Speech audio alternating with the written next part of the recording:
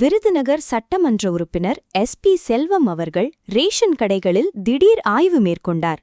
ரோசல்பட்டி ஊராட்சி, பாண்டியன் நகர் மற்றும் காந்தி நகர் பகுதியிலுள்ள 3ஆம் எண் ரேஷன் கடையில் இந்த அதிரடி ஆய்வு நடைபெற்றது.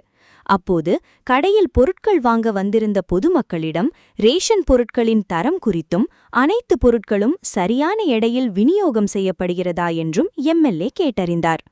தொடர்ந்து கடையின் விற்பனையாளரிடம் குடும்ப அட்டைகளின் எண்ணிக்கை, அரிசி, சர்க்கரை, பருப்பு ஆகியவற்றின் இருப்பு விவரங்கள் மற்றும் அவை தங்குதடையின்றி பயனாளிகளுக்கு கிடைக்கிறதா என்பது குறித்தும் விரிவாக ஆய்வு செய்தார்.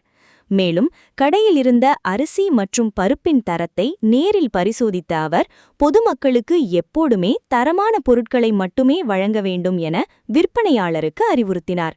இந்த ஆய்வின் போது கட்சி நிர்வாகிகள் பலர் உடனிருந்தனர்.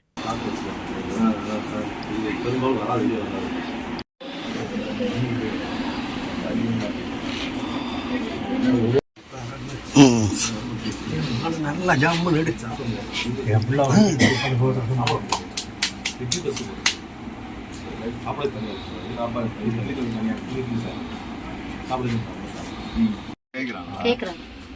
நம்ம வந்து 10 மாதம் அது உணவு போடனாங்க. அதனால பிரச்சனை அதுக்காண்டி ஆனால் ரேட் வைஸ் எல்லாமே எல்லாம் ரேட் ஒன்று அரிசி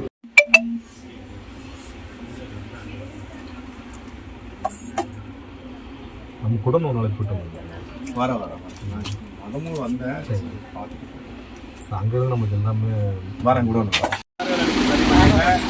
அப்புறம்